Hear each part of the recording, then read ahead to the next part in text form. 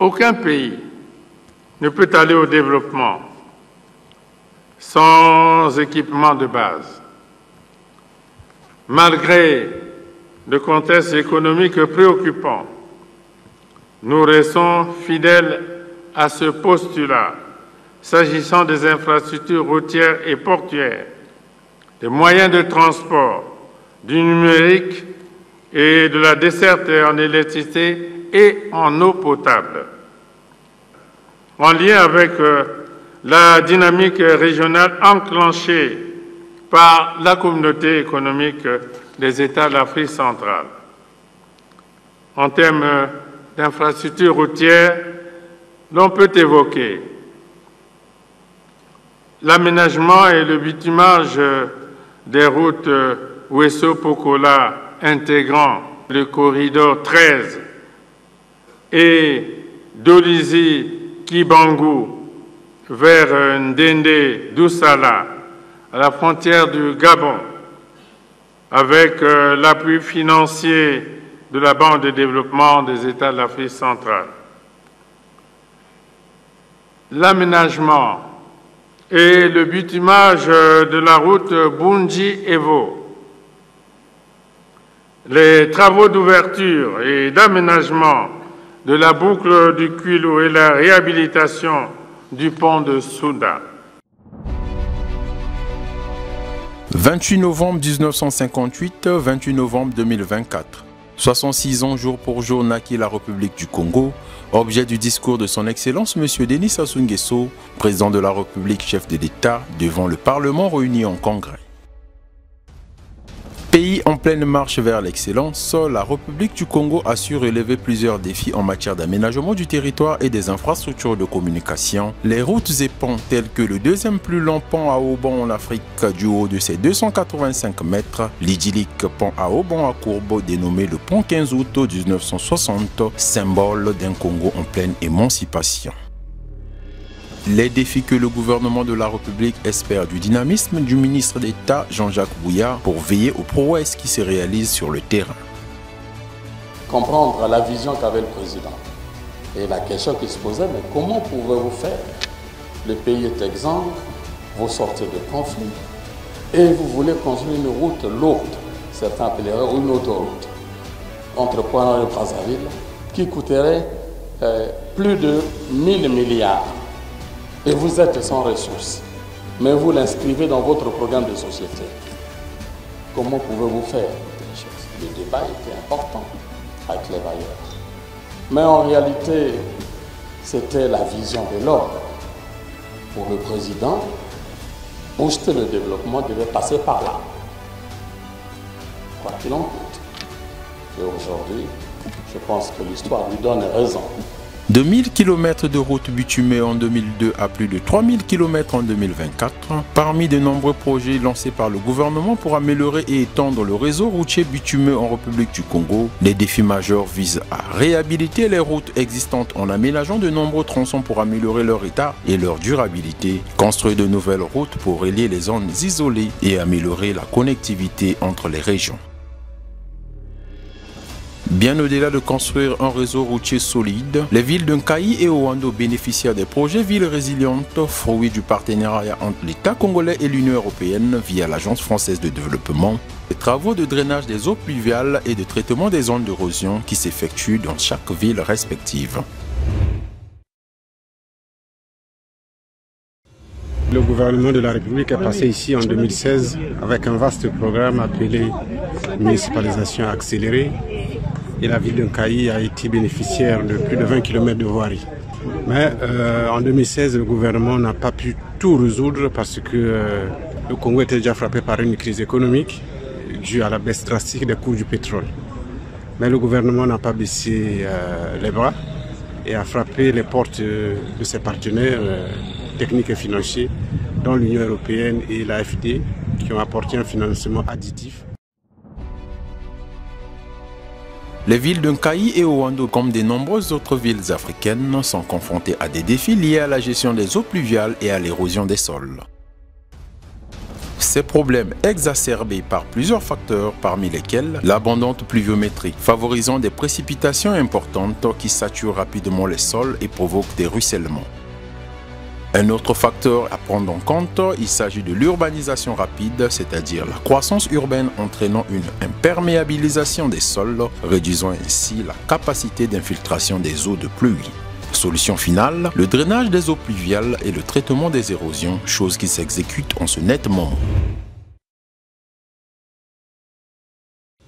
Il y a déjà un an qu'on a lancé les travaux ici. Les travaux réalisés par la société SGEC Congo, financés par l'AFD avec l'appui de l'Union européenne, sont les travaux d'assainissement.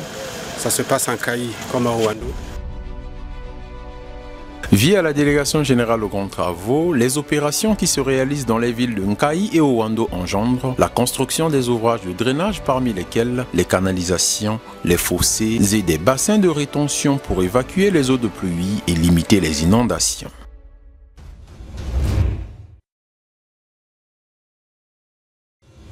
Il s'agit de lutter contre les érosions dont la ville de Kayi est en proie parce que les ouvrages construits dans le cadre de la municipalisation accélérée, tenant compte des difficultés économiques qu'a connues le Congo, certains ouvrages n'étaient pas allés jusqu'au bas-fond et cela continue à développer des érosions de façon récurrente.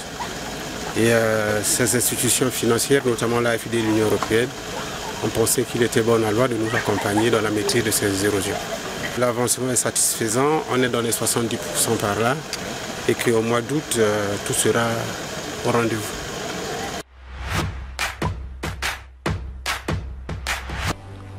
Les villes d'Evo et de Mosaka, ainsi que la zone industrielle de Maloko, se verront raccordées au réseau de transport dans les tout prochains mois.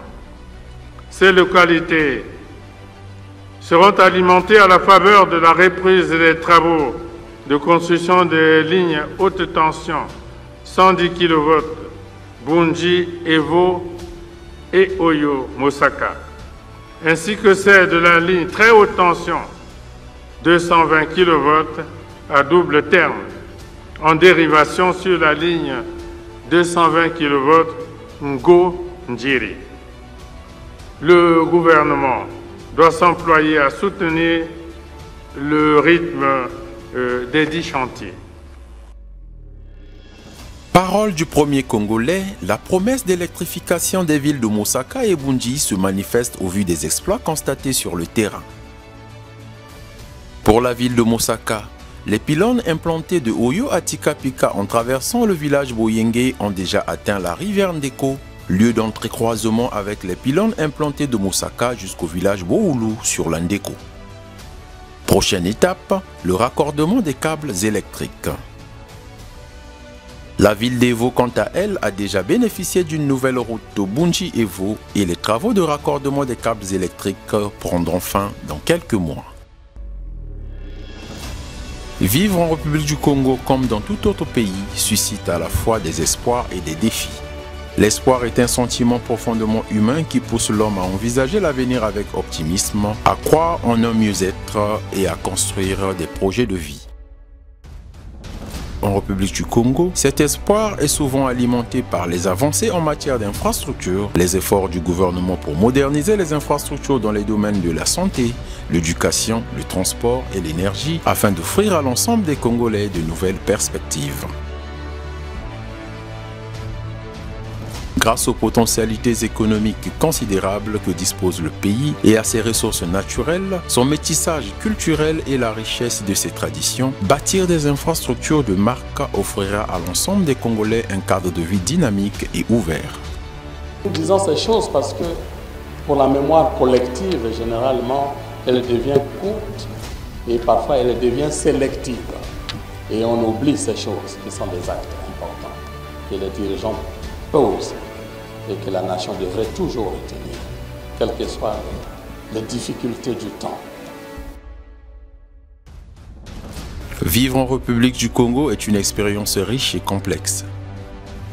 Si les défis sont nombreux, les espoirs sont tout aussi grands. L'avenir du pays dépendra de la capacité de ses habitants et de ses dirigeants à travailler ensemble pour construire un avenir meilleur fondé sur le développement durable. Pour ce faire, la construction des infrastructures viables reste au cœur des grands défis que le Congo ne cesse de relever. Construite par le gouvernement congolais et long de 535 km, la route nationale numéro 1 est aujourd'hui indispensable à l'économie congolaise, y compris pour le commerce intracommunautaire. Cette infrastructure routière emblématique s'inscrit indiscutablement dans la dynamique de l'intégration physique de la sous-région. La route Brazzaville-Pointe-Noire, outre le linéaire si haut indiqué, comprend 36 ponts, 837 dallos, 110 km de parapet, 22 km de glissières, 3000 balises, 2000 panneaux, ainsi que 11 postes de péage, dont 7 sont actuellement en service. Les perspectives d'avenir sont prometteuses en République du Congo. Le ministère de l'Aménagement du territoire, des infrastructures et de l'entretien routier via la Délégation générale aux grands travaux espère accomplir des grands projets d'infrastructures dans les domaines clés du quotidien des Congolais. Ces projets contribueront à renforcer l'intégration économique du Congo dans la région et à améliorer les conditions de vie de la population. Les prouesses réalisées en matière d'infrastructures au Congo-Brazzaville sont notables et témoignent de la volonté du pays de se développer. Cependant, des efforts soutenus sont nécessaires pour maintenir ces acquis et relever les défis qui restent à surmonter.